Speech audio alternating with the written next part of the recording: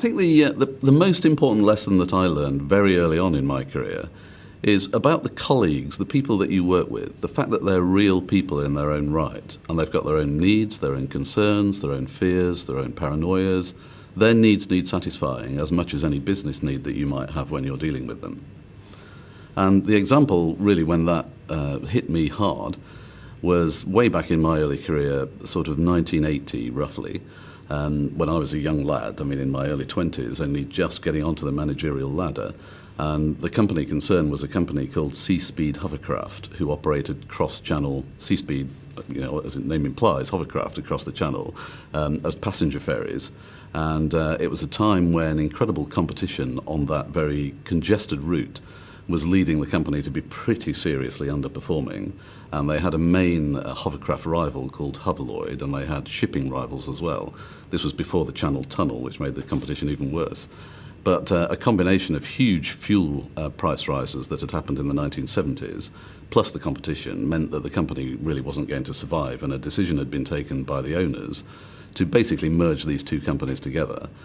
This is a part of the UK which is relatively deprived, low levels of employment, and so on. And so all the workforce for both these companies operating around Dover, Ramsgate, on the English coast, all the employees lived in that area, in an area where employment opportunities were not that fantastic. And I was the chief accountant, so I thought my role in this whole thing was relatively straightforward. And all my experiences up to this point were all about financial management and so on. So I was given the mission, really, to help merge the two companies together, which was going to involve quite a lot of job losses and reorganisation, relocation, and so on. And I think the thing that really hit me, and it stayed with me sort of obviously ever since, is that you might have a project plan, and you might know where you're trying to get to, and you might know what the numbers look like, what you've got to achieve by way of savings, synergies, and so on. But actually, the people who are involved in it are the people who make it happen.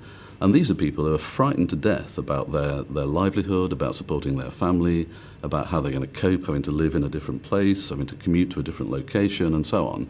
And I mean, I could frighten you to death with the stories of what effect it actually has on the people concerned in a situation like that. It took me a few months, I guess, to realise that you can't just pursue a plan without realising that unless you take the people with you, and unless you look after their needs and concerns, recognise just how serious and important it is for them, you're really not going to get anywhere, and actually you can really have a very negative effect on people's lives. Whereas conversely, if you make an effort to look after the people's interests and do whatever you can in the circumstances, obviously you can't guarantee work and so on, but you can do a lot of things to make something like that go as easy as possible for people. Unless you do that, it's not going to work. But if you do that, then you're going to have a much more successful outcome. And this was all sort of 1980 time, and the companies merged together. There were a lot of job losses. The whole thing did relocate. But that company carried on doing pretty well for another 25 years. Eventually the Channel Tunnel and so on made the whole thing obsolete, so it didn't survive forever, but it carried on for 25 years after that point, which I think was a good end result. But what a lesson, and I had some really seriously difficult things to deal with, including people's personal lives. Yeah, I mean, the advice I'd have for any other managers in a situation like that, really, is to consider from the outset that if you are doing something which has a very clear business interest, you're basically doing it through, with, and to human beings who have a life. And you need to understand how it's going to be for them before you start the process. Now, it doesn't make you behave like a charity. I mean, you have, in the end, got to serve the needs of the shareholders and make the business work. But I think by putting yourself in the mind of the people who are going to be involved, then I think you can look after their interests with the best intentions and make a big difference. And it usually, well, always actually, is much more successful as a result.